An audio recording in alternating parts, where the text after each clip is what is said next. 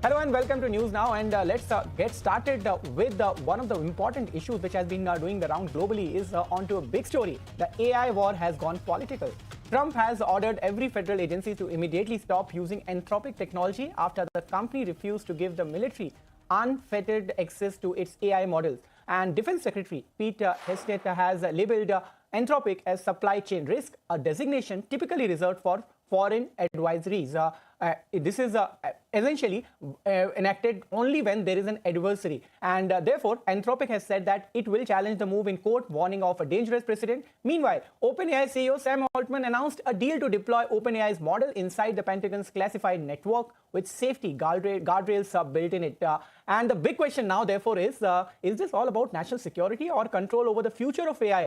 And to answer all those questions, we have a panel with Shekhar Pawar, CEO SecureClaw, and as well as Rajkamal Rao, Managing Director of Rao Advisors LLC and OpenAI columnist. Welcome, gentlemen. First question to you, Mr. Rao.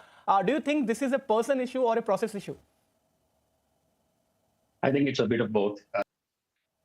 So that's the assumption which you have. I mean, we don't know what is going to happen in the court, but for now, it is an open scenario where OpenAI has also put in their hat and they are saying that they have a deal with government. How do you see this, Mr. Pawar? On one hand, there is a problem with Anthropic, but OpenAI is having an understanding with the government.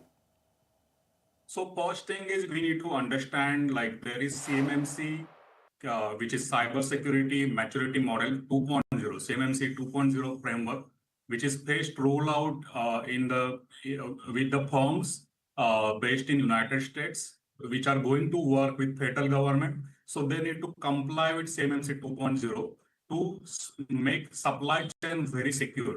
And this was, there is a deadline of November 10, 2025 to November 9, 2026 for phase 1 implementation. And by October 31st, 2026, full enforcement deadline was given. And all DoD contractor must comply with CMMC 2.0 framework. And this framework is under Trump administration and guidance. This framework is going to protect federal contract information, which is known as FCI, and control unclassified information, which is known as CUI. And my research paper about this has been published in December 2025. So this, if you look at this scenario, along with this CMMC 2.0, which is talking about supply chain security of United States, especially when you are dealing with the federal government contracts. So AI vendors like Anthropic, if working with this kind of thing, they need to actually demonstrate the compliance with the required cybersecurity standard requirement of CMMC 2.0 in align. So I guess there is some kind of gap, and that's why probably they are not able to meet that. That's why DoD has come up with some kind of banning of particular AI. We need to dig into it and we need to check why particular AI is allowed and why particular AI company is not allowed to work in a supply chain. So I guess that will answer your question. Definitely, Shekhar, and there are a lot of questions after that, and therefore I'm saying once Anthropic is giving comments and they have openly mentioned about the government that they're not going to go back on the same. What is the issue actually? So look, the supply chain is very much important for any country, any economy. And supply chain is mostly formed up with the small and medium enterprises, or in India, we call it as a micro, small and medium enterprise, MSMEs, SMEs, SMBs, whatever you call. And these are very important for the ecosystem. If you look at the 90% of most of the countries' businesses are run by small and medium enterprises. And these are very important aspect to understand, like if the supply chain is broken or compromised because of particular technology, might be it is AI, might be it is some hardware, it might be it is something else, then the entire economy will damage. It will hamper the ecosystem of particular country, or even globally, it will have impact. So I guess this initiative has been taken not only for AI, I guess many technologies will have some kind of impact if they are not aligned with the compliance requirement of federal government for cybersecurity and data privacy. Right, Mr. Rao, I want to come to you to understand by now blacklisting Anthropic, is the US government signaling to AI company either comply or be sidelined? Yeah, that's a good question. To be honest with you, that is the beauty of the American marketplace. Now, Anthropic.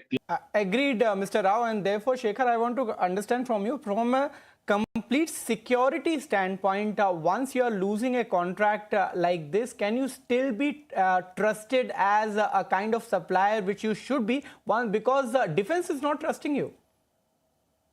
Yeah, we need to actually, we don't know many things at ground level. So probably we need to understand like what kind of compliance or what kind of requirement which Anthropic AI is missing. And they need to focus on that, how to improve it.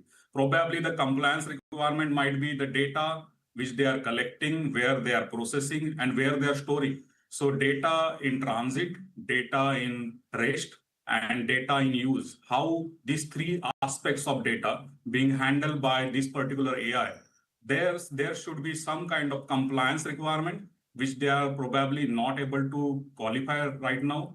So they need to qualify it, and then I guess they need to discuss with DoD. I think they will be open with that. And then if they are complying particular thing, then probably federal government will allow them to work. But if there is some kind of compliance misalignment, probably that should be the root cause of this issue, according to me, being a technical and cybersecurity researcher, expert of this domain. So we understand like the technicality. I should talk about the technical aspect. I'm not declining any political aspect. There might be some political aspect, but I'm not sure how I should talk about that. All right, and in the days to come, we'll get to know whether or not these blurred lines become clear, and if at all this matter goes to the court. Thank you so much, Shekhar, as well as Mr. Rajkamal, joining at this hour with your views. Thank you.